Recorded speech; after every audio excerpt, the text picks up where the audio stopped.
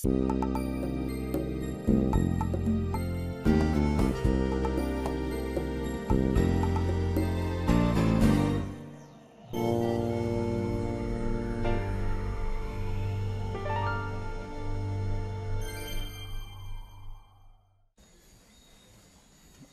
à tous. Heureux d'être parmi vous à nouveau. J'espère que tout un chacun, nous avons passé une bonne journée sous le regard du Seigneur. Aujourd'hui, nous allons, je dirais que nous allons commencer à un basculement. Dès que nous avons commencé, le thème était le message des trois anges et la fin du protestantisme. Nous avons commencé par une historique, un contexte historique. Qu'est-ce qui a emmené? Comment est-ce que ces choses se sont déroulées avec à l'époque de Martin Luther? Et nous avons passé le message des trois anges, premier ange, deuxième, troisième ange, ensemble, en revue. Nous avons eu l'occasion de nous rendre compte que Dieu avait prévu un projet, Dieu a prévu un plan au travers pour que, effectivement, ce conflit dans lequel vous et moi nous sommes au centre de ce conflit, il y aura un jugement. D'accord? Et donc, au travers de toutes ces informations, je voudrais aujourd'hui que nous puissions commencer à aborder quelle est la réponse que vous et moi allons donner à Dieu. Nous avons bien évidemment abordé déjà, nous avons déjà entamé cela, mais dans le contexte dans lequel nous allons nous retrouver maintenant, il y a là quelque chose que je voudrais partager avec vous en deux parties. Aujourd'hui, nous allons aborder, et vous avez vu le thème, le jour des expiations. Qu'est-ce que cela signifie? Et ensemble, nous voulons regarder quel est l'historique. Pourquoi est-ce que Dieu a mis en place cette fête? Et demain, Dieu va demander quelque chose de particulier au peuple. Il nous faut d'abord, dans un premier temps, considérer ce que le jour des expiations, et après, quelle est la participation du peuple au jour des expiations. Je ne sais pas si nous nous suivons. D'accord. Alors, nous allons rentrer ensemble dans ce contexte et je vais vous inviter, pour ceux qui ne le savent pas, je suis obligé de m'asseoir, donc je vais m'asseoir, si vous voulez bien. Merci. Je vous invite à ouvrir avec moi dans nos Bibles, dans le livre de Lévitique au chapitre 23. J'en avais déjà parlé et je veux à nouveau survoler ceci. Lévitique chapitre 23, à partir du premier verset. L'Éternel parla à Moïse et dit, parle aux enfants d'Israël et tu leur diras. Tout le monde est dans Lévitique 23? L'Éternel parla à Moïse et dit, parle aux enfants d'Israël et tu leur diras. Les fêtes de l'Éternel que vous publierez seront de saintes convocations. Voici quelles sont mes fêtes. Verset 3, on travaillera 6 jours, mais le 7e jour est le sabbat, est le jour du repos. Il y aura une sainte convocation, vous ne ferez aucun ouvrage, c'est le sabbat de l'Éternel dans toutes vos demeures. Pendant que je suis en train de lire ce passage, vous allez me permettre de faire un arrêt.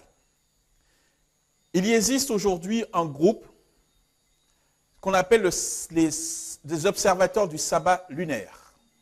Je ne sais pas si vous avez entendu cela. Quelle razzia! Est-ce que vous avez remarqué ici que dans ce passage, il est dit on travaillera 6 jours, mais le 7e jour est le jour du repos, il y aura une sainte convocation. Le rythme qui est donné ici, c'est tous les 7 jours. D'accord? Or, quand on suit le sabbat selon la lune, des fois la semaine peut durer 8 jours ou 9 jours. Ce qui est totalement contraire à la parole de Dieu. D'accord? C'était une parenthèse. Pendant que j'étais en train de lire, ça m'a surgi. Le sabbat hebdomadaire est sur une période de 7 7 jours. Et ça, on peut le prouver de long en large, en haut, en bas, etc. C'est le cycle de 7 jours. Et remarquez la façon dont les choses vont se dérouler. À partir du verset 4, donc je suis à Lévitique, je reviens à notre texte, Lévitique chapitre 23, à partir du verset 4, voici les fêtes de l'Éternel, les saintes convocations que vous publierez en leur temps fixe. Dieu, dans ce passage, va prendre le soin de séparer le sabbat hebdomadaire, d'accord, par rapport au sabbat annuel. On se suit? Et il dit en leur temps fixe. Ça veut dire que ces sabbats peuvent arriver un mercredi, un jeudi, n'importe quel jour, en leur temps fixe. N'importe quelle date, n'importe quel jour de la semaine peut devenir un sabbat annuel. Qu'on ne devrait jamais confondre avec le sabbat hebdomadaire. Sommes-nous d'accord? Le passage, il est relativement clair sur cela. En leur temps fixe. Et d'ailleurs, on va lire verset 5, le premier mois, le 14e jour du mois, entre le désoir, ce sera la Pâque de l'Éternel. On ne parle plus ici, on dit cette fois-ci, c'est le premier mois, le 14e jour du mois. Ça peut tomber n'importe quel jour. Est-ce que nous nous suivons? Ici, ce n'est pas le rythme des 14, des jours qui suivent, c'est que le 14e jour du mois, eh bien, quel que soit quel jour que c'est, ça devient un sabbat. Nous nous suivons? Et ça va être exactement ce qui va suivre pour tous les restes de ces jours-là. On va prendre un exemple. Verset 6. Et le 15e jour de ce mois, ce sera la fête des pains sans levain en l'honneur de l'Éternel. Ici, ce sont des dates fixes qui nous sont données. 14, 15, après, 7 jours après, et ensuite ça va être 50 jours après. Ça peut tomber n'importe quel jour de la semaine. Cette fois-ci, c'est le chronomètre, c'est l'arithmétique qui va compter 1, 2, 3, 4, 5, etc. Et là, on tombe, et c'est maintenant. Et ce que malheureusement, certains vont confondre et pouvoir mélanger tout. Le sabbat hebdomadaire est différent des sabbats annuels. Or, maintenant, c'était une introduction, je n'avais pas prévu, mais ça m'est venu en tant que tel. Il y a donc 7 fêtes qui sont proposées dans ce passage. Je vais vous les lire rapidement. Je regarde verset 5, le premier jour, le 14e jour du mois, ce sera entre les deux soirs, ce sera la Pâque de l'Éternel. D'accord? Verset 6, le 15e jour de ce mois, ce sera la fête des pains sans levain. Verset 9, l'Éternel parla à Moïse et dit, parle aux enfants d'Israël et tu leur diras, quand vous entrerez dans le pays que je vous donne et que vous y ferez la moisson, vous apporterez au sacrificateur une gèbe prémisse de vos moissons. D'accord. Verset 15. Depuis le lendemain du sabbat, du jour où vous apporterez la gèbe qui sera agitée d'un côté à l'autre, vous compterez 7 semaines entières et vous compterez 50 jours jusqu'au lendemain du 7e sabbat et vous ferez à l'Éternel une offrande nouvelle. Vous voyez comment est-ce que les choses sont datées, sont, énumérées. Verset 23, donc Lévitique chapitre 23, verset 23, l'Éternel parla à Moïse et dit, parle aux enfants d'Israël et tu diras, le 7e mois, le premier jour du mois, vous aurez un jour de repos publié au son des trompettes et une sainte convocation. Il y a donc ici des dates fixes. Le verset 26, et c'est ce qui va nous arrêter aujourd'hui. L'Éternel parla à Moïse et dit, le 10e jour de ce mois, ce sera le jour des expiations, vous aurez une sainte convocation. Et enfin, au verset 33, l'Éternel parla à Moïse et dit, parle aux enfants d'Israël et dit, le 15e jour de ce 7e mois, ce sera la fête des tabernacles en l'honneur de l'Éternel pendant 7 jours. Nous avons ici un calendrier. Dieu, et c'est Dieu qui va prendre le soin de donner le calendrier. Ce sont ces fêtes-là que vous allez publier, et vous allez les publier dans cet ordre-là. Or, ensemble, je vous propose maintenant, le calendrier israélite était marqué de 7 grandes fêtes. Il est important de bien noter et de les classer dans l'ordre. Le calendrier israélite était constitué de 13 mois, chaque mois ayant 28 jours. Le 13e mois se plaçait après le mois d'Adar et on le nommait Vet Adar, c'est-à-dire après le mois Adar.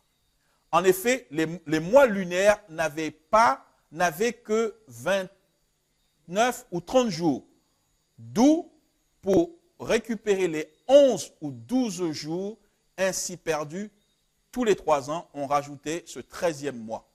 Tout comme de nos jours, on distinguait, comment dirais-je, je continue, une année civile qui commençait, donc ici, le 10 de Niskri, en l'automne, on le distinguait par rapport aux années religieuses qui commençaient le 1er Nissan, c'est-à-dire en mois d'avril.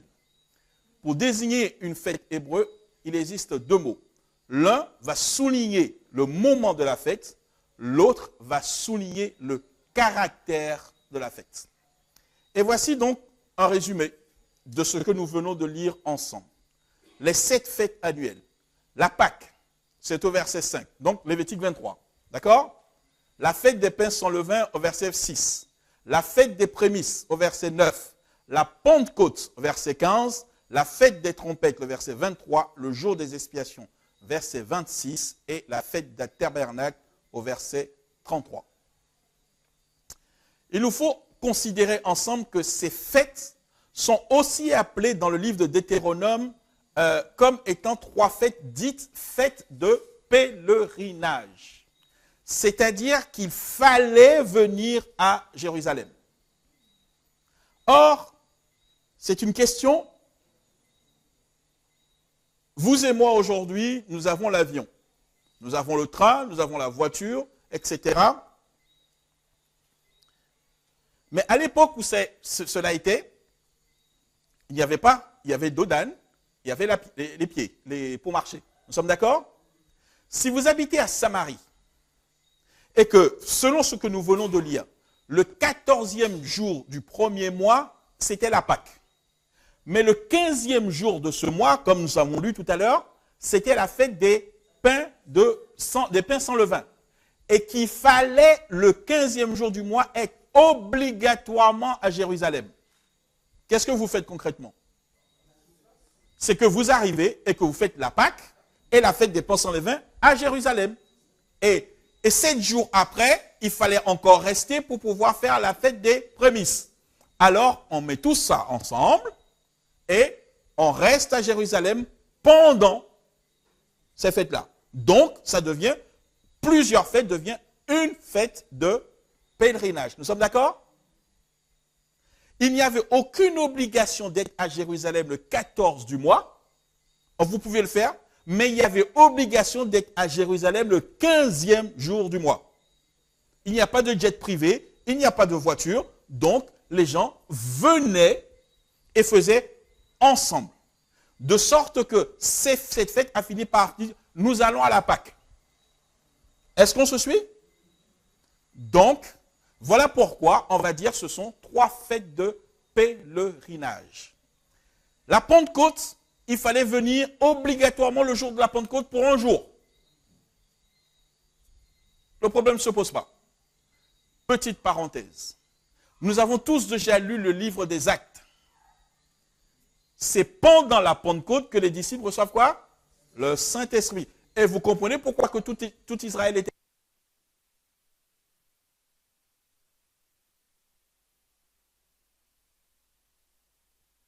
reçu le Saint-Esprit avant ni après.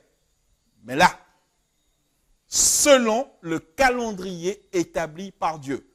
Nous avons tous remarqué que Jésus n'est pas mort avant ni après, mais pendant quoi? La Pâque. Et comme par hasard, l'apôtre Paul va nous dire, Christ, notre Pâque, a été immolé. Le calendrier a été suivi. On se suit? Parfait. Et la dernière des fêtes, c'est la fête des tabernacles. Et donc, il fallait être ici. J'ai fait un court résumé et j'aimerais juste nous dire que si le temps, c'est une question de temps, il nous faut regarder chacune de ces fêtes en détail. Parce que toutes les instructions que Dieu va donner vont s'accomplir à la lettre. Exemple. Par exemple, Dieu va dire concernant la Pâque, le 10e jour, il faut acheter un agneau. D'accord? Mais cet agneau-là doit être sans défaut. Il faut le manger en famille. Cet agneau doit être âgé d'1 an. Le 14e jour, il faut immoler l'agneau. Il faut l'immoler pas à n'importe quel moment, il faut l'immoler entre les 2 soirs. Ensuite, il faut prendre le sang de cet agneau, le mettre sur les 2 poteaux. Il faut la manger, la chair rôtie au feu, avec des pains sans levain et avec des herbes amères. Tout cela, c'est réalisé littéralement dans la crucifixion de Jésus, mes amis. L'agneau de Dieu qui ôte le péché du monde. C'est une étude à faire. La Pâque, ou Pessah, signifie le passage, faisant allusion au passage de l'Éternel pour le jugement sur l'Égypte, tandis qu'Israël a été épargné à cause du sang placé sur les linteaux et les poteaux de leur maison, selon l'ordre de l'Éternel. Exode chapitre 12. La Pâque fut un événement extraordinaire pour Israël. Libération de l'esclavage par une intervention miraculeuse de Dieu et vie nouvelle de liberté sous la conduite du Seigneur.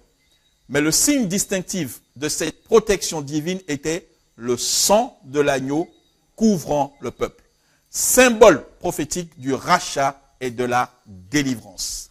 L'histoire du salut, l'histoire de la rédemption commence par l'agneau de Dieu qui a été immolé. Et voilà pourquoi est-ce que Dieu va mettre cette fête étant comme la première des fêtes. Aussitôt après, comme nous venons de le lire, le 15e jour de ce mois, c'est-à-dire le lendemain, Dieu demande à son peuple, quoi? Vous allez manger pendant 7 jours des pains sans levain. 7 jours durant, il fallait manger. Alors, le 15e jour de ce mois, il y aura une sainte convocation. La sainte convocation, l'obligation d'être à Jérusalem, elle est là. Pour commencer la fête de pain sans levain, il fallait être à Jérusalem. La veille, c'est-à-dire la Pâque, il n'y avait pas d'obligation d'être à Jérusalem. Mais la sainte convocation, elle est là. Toute personne qui n'était pas à Jérusalem, qui n'était pas au temple, était retranchée de son peuple. Vous ne ferez aucun ouvrage. Offrir à l'Éternel des sacrifices consumés par le feu durant 7 jours. Vous ne ferez aucune œuvre vile. Le 7e jour, donc le 21 du mois de Nissan, il y aura encore une sainte convocation. Et ensuite, on continue avec la fête des prémices. Donc le 21e jour. Quand vous ferez la moisson, apportez au sacrificateur une germe prémisse de votre moisson. Il agitera d'un côté et d'autre de la germe devant l'Éternel pour être agréé. Le lendemain du sabbat, donc le 22e jour, donc du premier mois de Nissan, ce jour-là, offrir en holocauste un agneau d'1 an sans défaut. Joindre une offrande de 2 dixièmes de fleur de farine pétrie à l'huile, offrande consumée par le feu, libation d'un quart de hin de vin. Il nous faut, frères et sœurs, il nous faudra à un moment ou à un autre étudier ces fêtes pour savoir qu'est-ce que Dieu a l'intention, qu'est-ce que Dieu veut nous enseigner. En un mot, mes amis, la fête des prémices, qu'est-ce qu'une prémisse? Qu'est-ce que sont les prémices? Ce sont les premières choses. Ça veut dire, quand il y a prémisse, ça veut dire qu'il y a quelque chose qui suit. Nous sommes d'accord? Merci. Alors, toutes ces fêtes, je vais m'arrêter là, c'est juste pour nous donner les détails et nous rendre compte que toutes les indications que Dieu va donner, aussi bien, nous avons fait les 3 premières, pour la Pentecôte, Dieu va donner un certain nombre d'instructions. Et curieusement, frères et sœurs, ou je ne sais pas, curieusement, beaucoup de gens nous parlent du Saint-Esprit, du Saint-Esprit, du Saint-Esprit, du Saint-Esprit. Mais est-ce que nous nous sommes intéressés sur la façon dont Dieu a dit qu'il déverserait son esprit, mes amis? Est-ce que nous nous suivons? Est-ce que vous et moi, nous nous sommes intéressés sur les détails qui vont faire que les disciples vont recevoir le Saint-Esprit? Il nous faut nous arrêter sur ce que Dieu a dit pour que l'Esprit de Dieu puisse descendre. Sinon, ce sera l'esprit de l'autre. Parce qu'il y a énormément aujourd'hui de contrefaçons. Comment pouvez-vous faire la différence? Comment pouvons-nous faire la différence entre l'esprit qui vient de Dieu et l'esprit qui vient de l'ennemi? Tous ces messieurs qui nous parlent, machin, tout ça, etc., etc. Mes amis, c'est dans ce que le détail que Dieu est en train de donner que vous allez voir, que nous allons voir clairement qu'est-ce qui vient de Dieu et qu'est-ce qui est une usurpation de l'ennemi. Est-ce que nous nous suivons? J'aime à dire, l'essentiel se trouve souvent dans les détails. L'essentiel se trouve parce que l'ennemi aime à singer Dieu, aime à imiter, mais il ne peut pas le faire de façon, comment dirais-je, totale. Dieu lui a bloqué, il y a un certain nombre, non, ça je ne te permets pas de le faire. On se suit? Et c'est dans cela que Dieu va... Oh! Étudions le sanctuaire, mes amis. Étudions les fêtes. Ah, c'est comme ça qu'il a prévu. Ok. On ne pourra plus être, comment dirais-je, trompé. Et c'est un moyen d'évangélisation.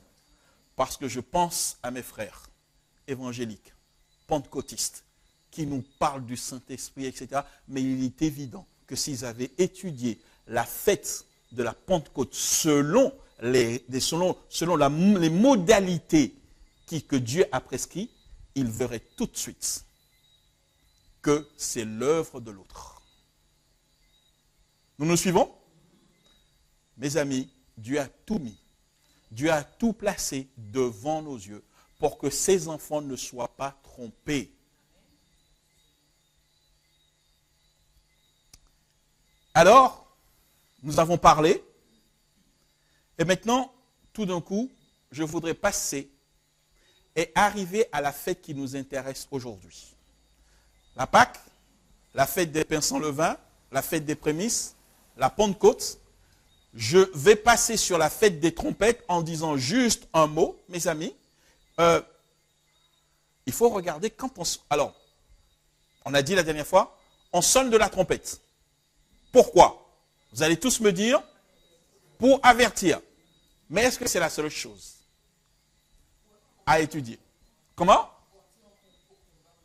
Pour partir au combat. Mais on sonne de la trompette et Dieu va nous le préciser pour signaler que maintenant un événement particulier doit se dérouler. On commence à sonner de la trompette pour dire que maintenant la victoire est à portée de ses enfants, mes amis. Que la victoire est à portée de main. On sonne pas simplement pour avertir, pour dire c'est le signal donné, allez. Et après, nous en arrivons à notre fête, le jour des expiations. C'est l'avant-dernière fête. Et cette fête, elle est considérée comme étant le jour du jugement. Alors, arrêtons-nous. Tôt le matin du jour des expiations, le souverain sacrificateur, revêtu de sa tenue pour son office, s'apprêtait à offrir le sacrifice du matin. Il est important de noter que les sacrifices du matin et du soir continuaient à avoir lieu le jour des expiations, exactement comme les autres jours de l'année. Le souverain sacrificateur allait également améliorer les rites ordinaires du matin en offrant le parfum odorifiant et en allumant les lampes. Vous et moi, nous avons un problème. Par notre manque d'études, nous ne voyons pas du tout offrande, sacrifice du matin, sacrifice du soir. C'est comme, à la limite, on parlait chinois à quelqu'un. D'accord? Et pourtant, Dieu a tout indiqué. Répétons-nous, sanctuaire, Daniel, Apocalypse. Et voilà ce qui va se dérouler. Et maintenant, je vais vous inviter à lire le détail, et voilà le problème. Je vous invite à lire dans Lévitique chapitre 16. Il y a 24 versets. Je ne vais pas pouvoir lire tout ce passage maintenant. Mais tout le détail du jour des expiations, Dieu va le donner dans ce chapitre. Chapitre que tout adventiste devrait connaître sur le bout des doigts. Parce que cela représente notre actualité. Parce que cela représente ce que vous et moi, nous devrions savoir. Ah, si je vous pose, Jésus est où? Vous allez me dire dans le ciel. Mais c'est vague. Jésus est où? Dans le lieu très saint. Bien, très bien. Mais il fait quoi dans le lieu très saint? Il intercède. Bien, ok. Mais qu'est-ce que ça veut dire intercéder? Ah, ça commence déjà un peu coincé. Vous me suivez? Le détail de ce que Jésus est en train de faire aujourd'hui, nous le trouvons ici. C'est trop vague, Jésus est au ciel. C'est trop vague, Jésus est en train d'intercéder. Ça fait combien de temps qu'il est en train d'intercéder? Mais il va finir dans combien de temps? Mais ce n'est pas possible cette affaire-là. Or, il nous faut examiner et regarder ensemble tout le déroulement du jour des expiations. Et ça devient délicieux. Et ça devient succulent. Et on voit l'histoire de la rédemption en train de se faire et on suit cette affaire-là et ça devient l'actualité du peuple de Dieu. Il fait un pas, on fait un pas. Et on vit cela, mes amis, parce que Dieu sait que nous n'avons pas accès direct à ce qui se passe dans le lieu, dans le sanctuaire céleste. Mes amis, il nous dit, c'est pas un souci. Vous avez qu'à regarder ce qui se passe dans le sanctuaire terrestre et vous savez exactement ce que je suis en train de faire là-haut. Et vous me suivez heure par heure. Vous suivez mes affaires, etc. Et on voit les événements en train de se dérouler. Ah, mais nous en sommes là. Ah, mais qu'est-ce que... Oh, mais c'est... Oh! Est-ce qu'on se suit? Je ne comprends pas pourquoi on n'étudie pas ces choses. C'est totalement incompréhensible.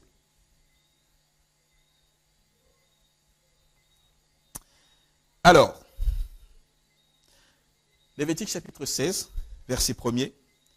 L'Éternel parla à Moïse après la mort des deux fils d'Aaron qui moururent en se présentant devant l'Éternel. L'Éternel dit à Moïse, parle à ton frère Aaron afin qu'il n'entre pas en tout temps dans le sanctuaire au-dedans du voile, devant le propitiatoire qui est sur l'arche, de peur qu'il ne meure.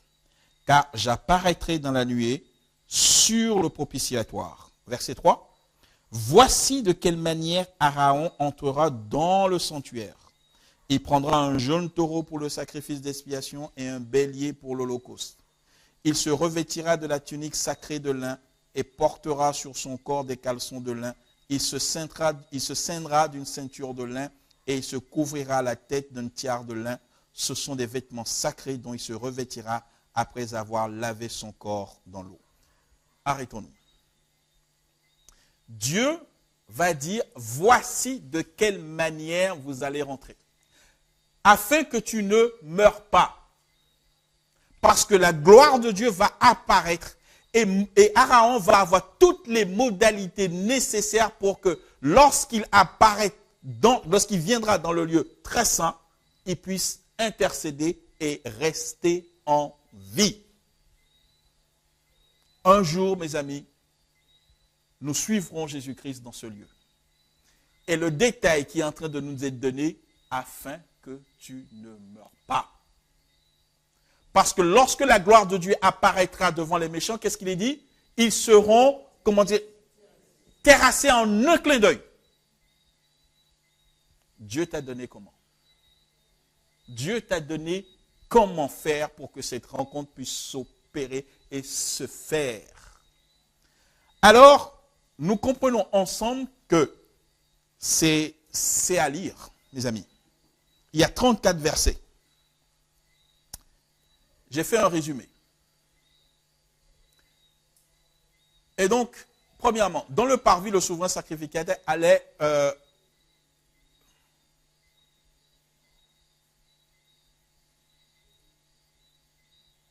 dans le parvis, le souverain sacrificateur allait ensuite offrir un jeune taureau et 7 agneaux pour un sacrifice de fête. C'est-à-dire ce qu'il va faire maintenant, le déroulement. D'accord? Ensuite, il mettait les vêtements de lin purs et les rites particuliers du jour des expiations commençaient.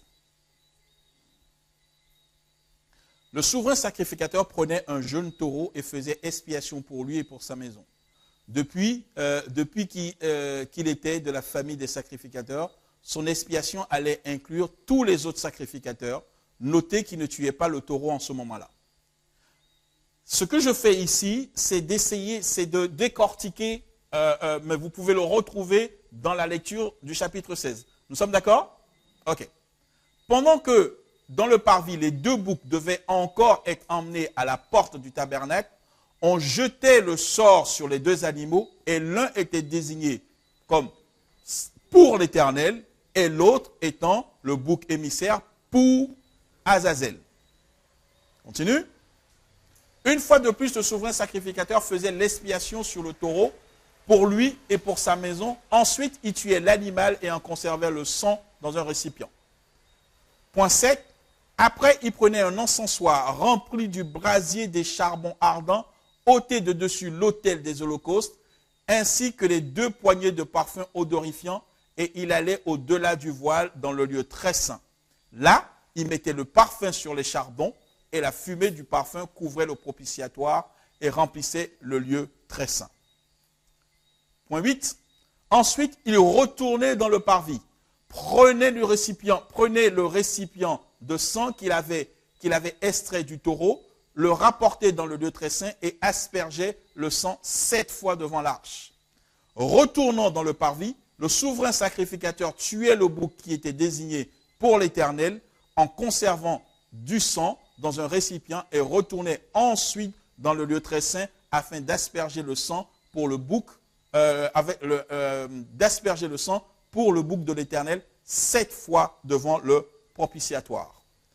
Après cela, il aspergeait le sang 7 fois devant le voile, séparant le lieu saint du lieu très saint. Ensuite, le souverain sacrificateur mélangeait le sang du bouc de l'Éternel avec le sang du taureau et le mettait sur les 4 cornes de l'autel des parfums. Puis, il aspergeait 7 fois sur l'autel. Le reste du sang était déversé à la base de l'autel des holocaustes. Retournant au parvis, il faisait approcher le bouc pour Azazel. Le souverain sacrificateur posait ensuite ses 2 mains sur la tête du bouc et confessait sur lui tous les péchés et toutes les transgressions du peuple d'Israël. Puis le bouc émissaire était chassé dans le désert pour y mourir. Pendant cette période au temple, le bouc émissaire était attaché à un rocher qu'on appelle à du dos, ou au ravin qu'on appelle stock. Ça, c'est un commentaire des rabbins. Point 13.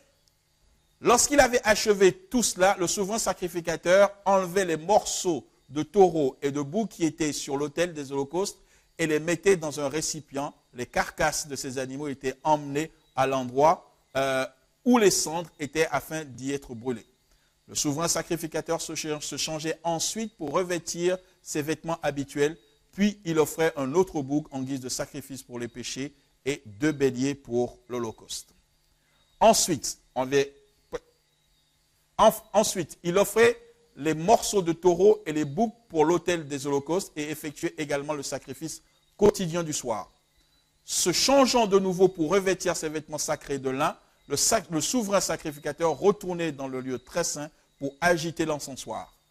Après s'être changé encore une fois pour remettre ses habits ordinaires, les vêtements sacrés de lin du souverain sacrificateur étaient déposés dans le sanctuaire. Tout ce service s'achevait par le rite de l'allumage des lampes qui avait lieu le soir, et ceci étant accompagné par la diffusion d'un parfum de bonne odeur. Nous avons lu, j'ai tenu à vous lire ceci, parce qu'en fait, tout ce que nous allons voir, tout ce que nous venons de lire, vous retrouverez des images exactement dans le sanctuaire. Dans dans le livre de l'Apocalypse. Je prends un exemple. Lorsqu'on nous dit dans l'Apocalypse chapitre 8 que, comment dirais-je, l'autel, on va le prendre. Apocalypse chapitre 8, verset 1er.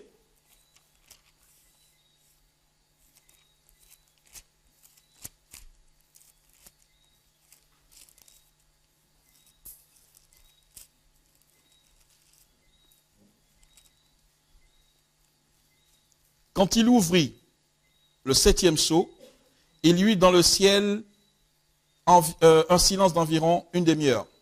Et je vis les 7 anges qui se tiennent devant Dieu, et 7 trompettes leur furent données. Et un autre ange vint, et il se tint sur l'autel ayant un encensoir d'or, et on lui donna beaucoup de parfums afin qu'il les offrît avec les prières de tous les saints sur l'autel d'or qui est devant le trône. La fumée des parfums monta avec les prières des saints dans la main de l'ange devant Dieu. Et l'ange prit l'encensoir, le remplit du feu de l'autel et le jeta sur terre.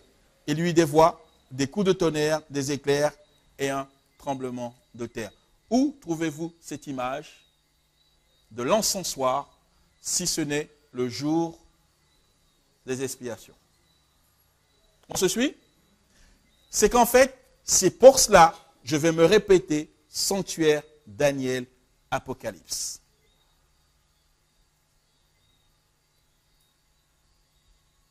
Pendant le service quotidien, voici la manière dont le sacrificateur, le souverain sacrificateur, était vêtu. Et ça aussi, c'est une étude, mes amis. Parce que tout ce que Dieu va donner ici a une signification. La tiare, l'éphod, comment dirais-je, le pectoral, avec les gravures, etc. Tout cela a une signification que nous sommes appelés. Qui sommes-nous? Des sacrificateurs. Et vous et moi, nous ne savons même pas comment nous vêtir. Seigneur, il est vraiment temps que ça change. Parce que lorsque nous allons prendre le temps de voir à quoi cela correspond, vous savez si vous êtes sacrificateur ou si vous ne l'êtes pas. Ça, c'est pour le service quotidien.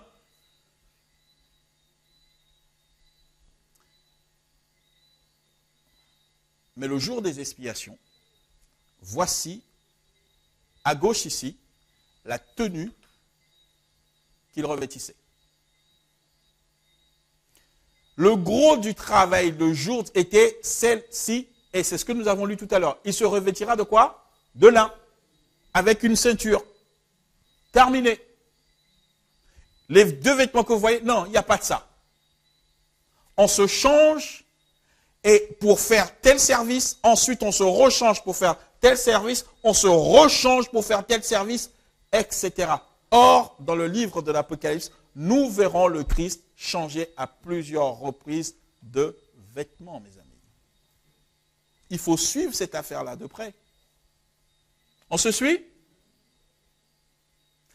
Les anges qui avaient les 7 fléaux dans leurs mains, ils sont vêtus comme vous avez ici à gauche. Vous n'avez pas fait cette remarque-là la dernière fois que nous avons lu ce passage.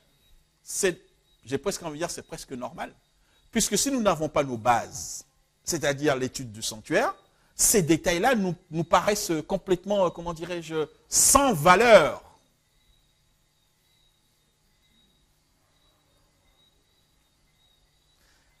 Une tunique de lin,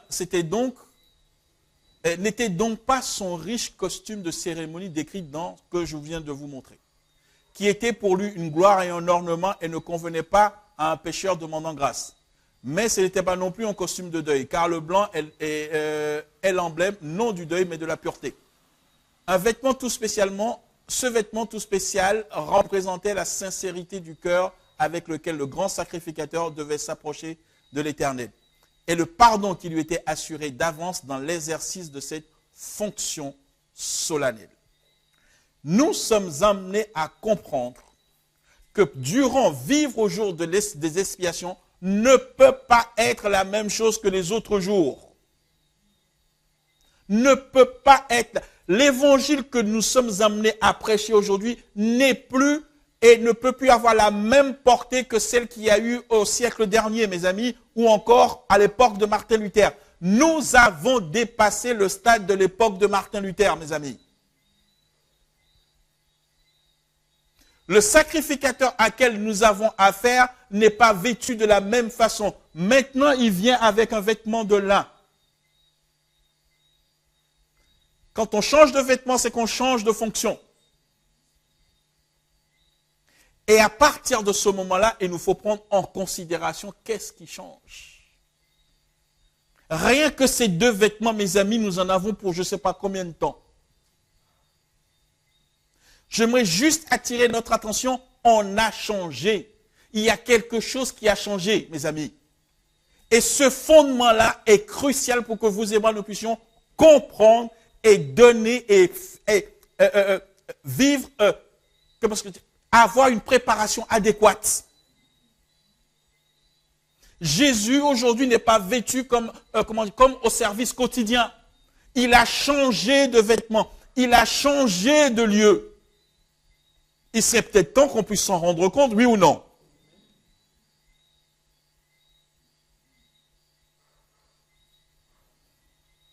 Terrible. Alors, écoutez ce qu'Ellen White nous dit. Le fondement de notre foi réside dans une compréhension correcte du ministère qui s'opère dans le sanctuaire céleste. Le fondement de notre foi réside dans une compréhension correcte du ministère qui s'opère dans le sanctuaire céleste. Au grand jour des récompenses finales, les morts seront jugés selon leurs œuvres d'après ce qui est écrit dans ces livres. Cela fait en vertu du sang expiatoire du Fils de Dieu. Les péchés de tous les croyants seront effacés du dossier du sanctuaire. Ce sera la purification de celui-ci par l'élimination des sombres annales du péché sur la terre. Cette liquidation solennelle, elle continue. L'expiation définitive et l'effacement des péchés étaient figurés par le cérémoniel du grand jour des expiations ou de la purification du sanctuaire. Ce cérémoniel consistait, en vertu du sang de la victime, à éliminer définitivement du sanctuaire tous les péchés qui s'y sont accumulés. Est-ce que vous et moi allons-nous comprendre que l'objectif de ce qui se passe pendant le jour des expiations, c'est l'élimination définitive du péché. Amen.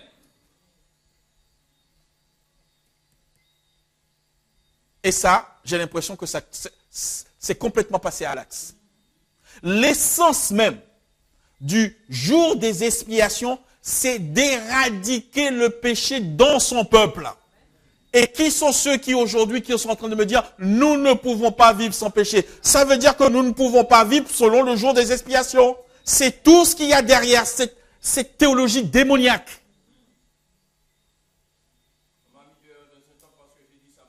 Merci, mais c'est triste. Revenons aux Saintes Écritures, mes amis. L'élimination définitive du péché. C'est pour ça que le sacrificateur ne met pas ses habits, comment dirais-je, quotidiens. Il change de vêtements parce que cette fois-ci, ça doit être blanc de la tête aux pieds.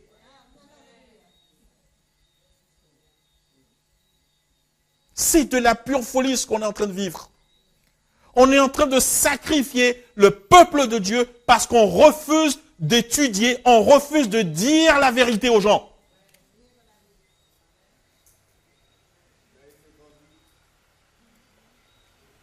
Alors, écoutons. Nous vivons à l'époque du grand jour des expiations. Dans le culte mosaïque, pendant que le souverain sacrificateur faisait l'expiation pour Israël, chacun devait se repentir de ses péchés et s'humilier devant le Seigneur sous peine d'être retranché du peuple, de son peuple. Maintenant, de même pendant les jours de grâce qui restent encore, tous ceux qui veulent que leur nom soit maintenu dans le livre de vie doivent affliger leurs âmes devant Dieu. ressentir une véritable douleur de leur péché et faire preuve d'une sincère conversion. Est-ce que nous savons ce que le mot conversion veut dire? Le mot conversion est différent de repentance. Repentance, c'est que je change de mentalité. Conversion, c'est que je fais demi-tour. Il y a une action.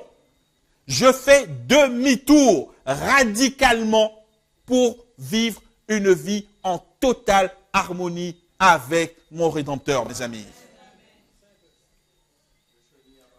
Sainteté à quoi? L'Éternel. C'est la seule chose qui tient.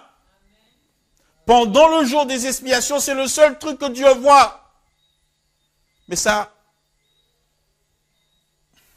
c'est terrible. C'est terrible. Continuons.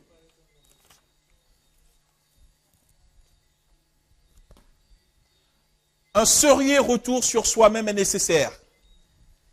Il faut que bon nombre de ceux qui se disent disciples du Christ, il faut que chez un bon nombre de ceux qui se disent disciples du Christ, que la légèreté et la frivolité disparaissent. Au prix d'une guerre sérieuse, on parviendra à vaincre ces tendances mauvaises et à remporter la victoire, car cette œuvre de préparation est une affaire individuelle. Nous ne vivons pas comme les autres jours, mes amis. Vous et moi, le peuple de Dieu aujourd'hui vit au jour des expiations. Nous ne sommes pas sauvés par groupe. La pureté et la consécration de l'un ne sauraient compenser le défaut de ses qualités chez un autre. Quoique toutes les nations doivent passer en jugement, Dieu examinera le cas de chaque individu avec autant de soin que si celui-ci était le seul sur la terre. Il n'y a pas de salut par groupe. Il n'y aura pas on fait vite. Dieu va tout passer en revue, mes amis. Il passera tout en revue.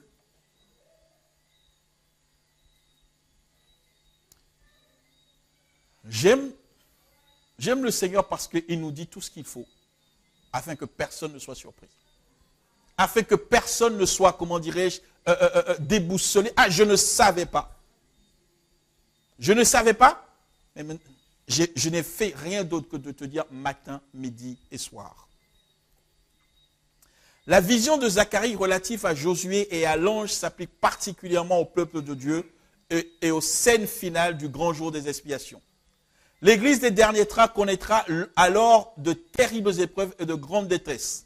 Ceux qui gardent les commandements de Dieu et qui ont le témoignage de Dieu subiront la colère du dragon et de ses suppôts. Satan considère le monde comme lui étant assujetti. Il exerce sa domination sur de nombreux chrétiens de profession. Mais voici une petite minorité de croyants qui résistent à sa suprématie. S'il arrivait à l'anéantir, sa victoire serait totale. Voilà pourquoi on est un caillou dans les pieds de Lucifer. S'il pouvait arriver à rayer ça de la carte, sa suprématie serait totale. Mais nous croyons et nous affirmons par la grâce de Dieu qu'il a échoué. Or, je vais sauter ceci, je vais revenir. Le rapport entre le jour des expiations et l'œuvre de Jésus-Christ est admirablement développé dans le chapitre 8 et 9 de l'Épître aux Hébreux. Et nous allons ensuite, ensemble, nous allons lire l'entrée du grand sacrificateur dans le lieu très saint avec le sang de la victime immolée sur l'autel des holocaustes, l'acte de confession des péchés du peuple devant l'arche et les chérubins, l'intercession qui accompagnait cette confession, enfin l'aspersion du sang sur le devant du propitiatoire et au pied de l'arche. Tous ces actes symboliques sont représentés dans les figures des actes rédempteurs accomplis par Jésus-Christ. Au travers de ce que le sacrificateur, le souverain sacrificateur va accomplir, vous et moi, nous voyons ce que Jésus-Christ est en train d'accomplir d'heure en heure, de jour en jour, d'année en année pour son peuple. Puisque les Noël nous y invitent, je voudrais vous emmener à lire ensemble le livre de Hébreux.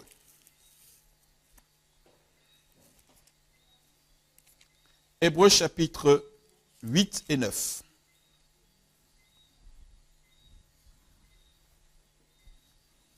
Et regardez comment est-ce que ce chapitre commence.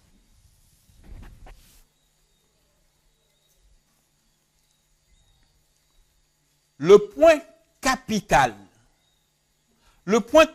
de ce qui vient d'être dit, c'est que nous avons un tel souverain sacrificateur qui est assis à la droite du trône de la majesté divine dans les cieux, comme ministre du sanctuaire et du véritable tabernacle qui est dressé par le Seigneur et non pas par un homme. Le point capital de l'épître aux Hébreux, c'est de nous permettre de comprendre que nous avons un souverain sacrificateur. Comment? Un tel souverain sacrificateur. Merci.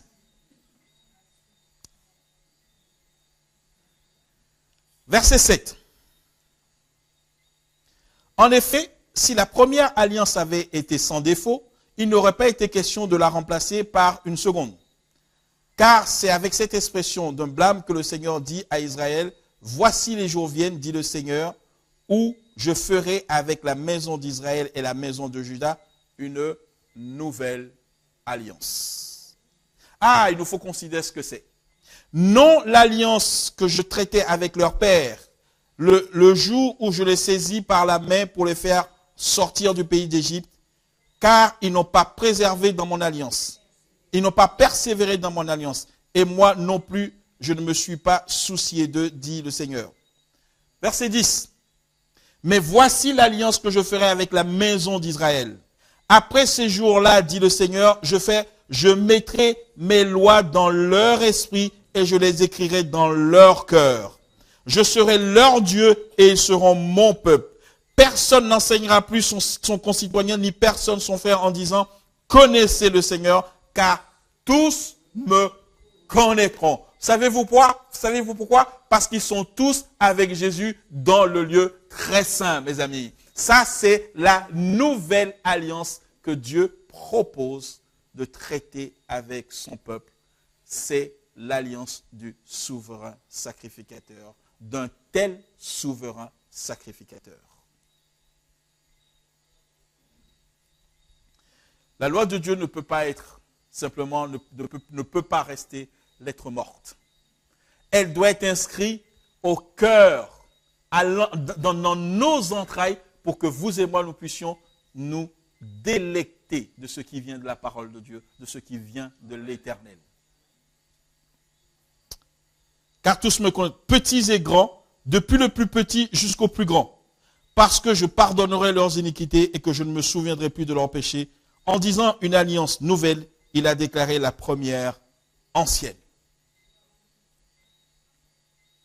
Dieu veut, dans le jour des expiations, traiter une alliance nouvelle pour que sa loi soit au-dedans du cœur de ses enfants.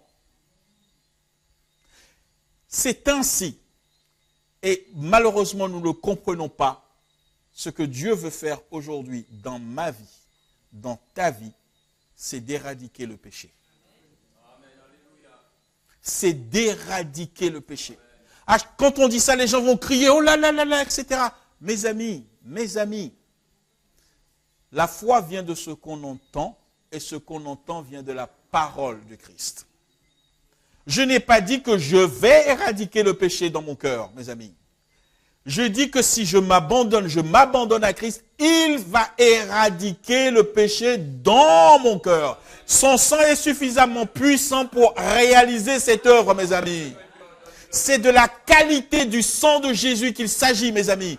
Qu'on ne me dise pas que Jésus est capable de laver une partie de mon caractère. Non, il est capable de tout purifier et me faire paraître devant lui saint, irrépréhensible et sans tache, mes amis. Voilà l'œuvre de rédemption que Jésus prépare et est en train de proposer à la dernière génération, mes amis. Ne pas croire cela, c'est ne même pas comprendre pourquoi l'Église adventiste existe. On ne croit même pas pourquoi. Ils ne savent même pas pourquoi ils sont adventistes du 7e jour. Voilà le message particulier que Dieu est en train de nous donner. Que la puissance de l'évangile peut transformer les gens avec une telle profondeur que ce qui était sale devient totalement pur, totalement transformé par la puissance de Jésus-Christ, mes amis. Et mes amis, la plupart de ces personnes, ils ne comprennent même pas le fondement. Ils vont vous dire, mais on ne pourra pas. On ne peut pas. Mais mes amis, ça veut dire que vous avez fait du péché quelque chose de plus puissant que le sang de Jésus-Christ, mes amis. Mais c'est terrible. Mais c'est terrible. C'est celui qui croit qui vivra. C'est celui qui croit qui vivra. J'ai beau être sale, j'ai beau avoir commis je ne sais quoi, mais je crois que le sang de Jésus-Christ est capable, mes amis. Je le sais et je l'atteste que Jésus peut et veut transformer tout homme pour te rendre, mes amis, aussi pur, aussi transparent que lui-même a été.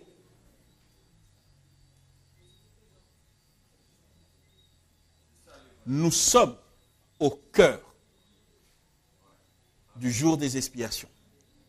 Nous sommes au cœur de ce qui a fait la différence entre tout le christianisme avant et le jour des expiations. C'est sur cette génération que Dieu va envoyer la pluie de l'arrière-saison, mes amis. Et la pluie, cette pluie, etc., qui va être le scellement, c'est ce que va faire la différence entre ceux qui vont dire « je vais faire ce que je peux ». Et je crois, Seigneur, que tu peux me purifier. Il nous faut revenir à l'évangile. Et il nous faut revenir à l'évangile. Je n'ai même pas envie de dire le vrai évangile. Parce que de toute façon, il n'y a eu qu'un seul évangile, mes amis. Le reste n'est qu'une invention démoniaque. Le reste est une copie. Le reste est une, comment dirais-je, une déformation. Comment dirais-je, une usurpation. Mes amis, il faut qu'on étudie ces choses. Il faut que nous nourrissions de ces choses. Il faut que nous puissions, que dans nos églises, mes amis, lorsque c'est possible, attendez, on va revenir à la base, à mon identité, à ce qui fait la différence entre le message que Dieu a donné à l'église du reste et ce qu'il y a à l'extérieur.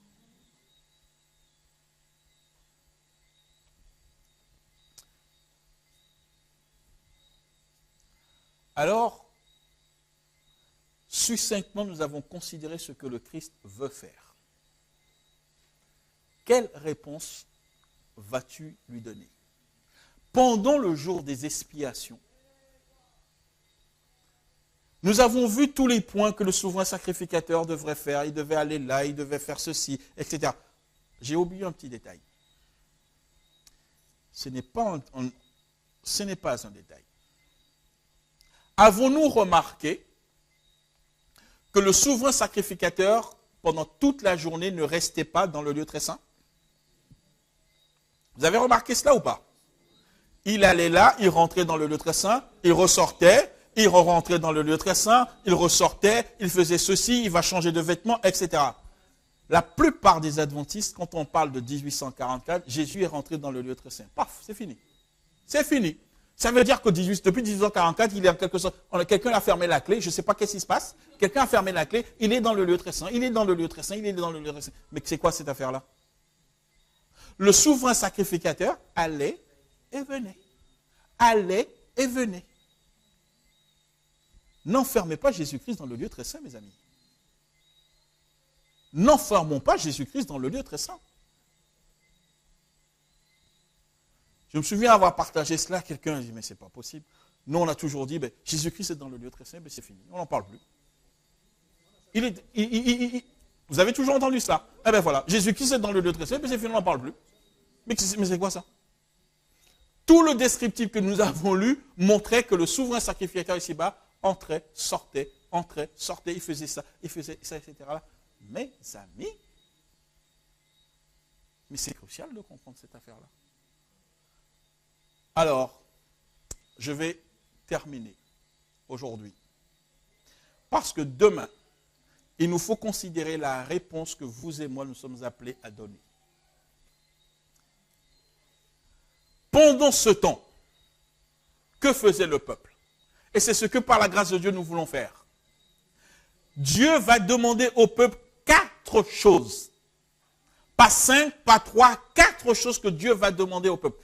Le travail, le gros du travail, c'est le, excusez-moi l'expression, c'est le souverain sacrificateur qui se le tapait. C'était lui qui faisait tout. Le peuple, Dieu va lui demander de faire 4 choses. 1, ne pas travailler. 2, venir au sanctuaire. 3, s'identifier aux activités du souverain sacrificateur. 4, humilier vos âmes. Voilà la réponse que vous et moi et l'attitude du chrétien, l'attitude de l'adventiste du 7e jour dans cette époque est se résume ici. Je ne voudrais pas que vous dormiez mal ce soir. Que personne n'aille prendre ici le premier, ne pas travailler. Demain matin, allez travailler. D'accord? Allez travailler. Allons travailler. Mais qu'est-ce qu'il est dit exactement dans ne pas travailler? Littéralement, ne faites aucune œuvre vile. Est-ce que vous voyez comment ça change déjà? Ne faites aucune œuvre vile. Ah! Je nous propose de regarder le sens spirituel de ce que Dieu va demander aux Israélites. Ne va pas travailler. Viens au sanctuaire. Identifie-toi aux activités que le souverain sacrificateur va accomplir en ta faveur ce jour-là. Et humilie ton âme. Nous avons résolu le problème, mes amis. Celui qui fait le travail, c'est lui.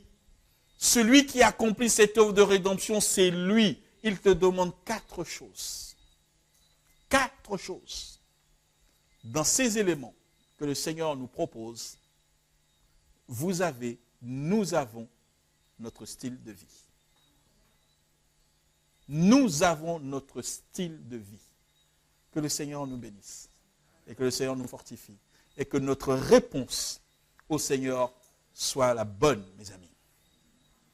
Il nous faut commencer maintenant à vivre selon le jour des expiations.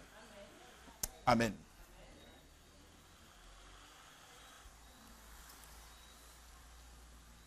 Je vous propose de nous arrêter. Nous allons prier ensemble. J'ai une question et après on va aborder, j'ai une question que je vais répondre et s'il y a échange, pas de souci. Je vous propose de nous prier ensemble. Je vous invite à vous agenouiller pour ceux qui le peuvent.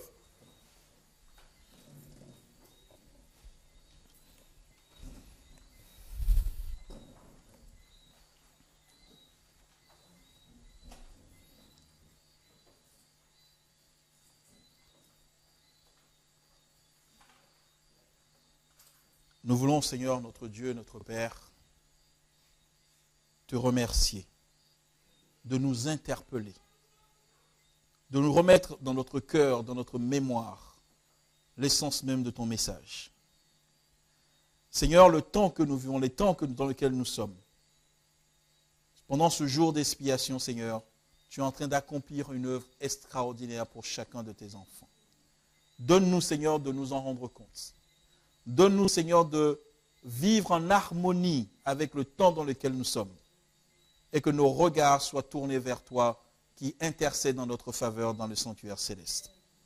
Ô Père, tu as dit que celui qui te tourne vers toi, qui te contemple, sera changé en ton image de gloire en gloire.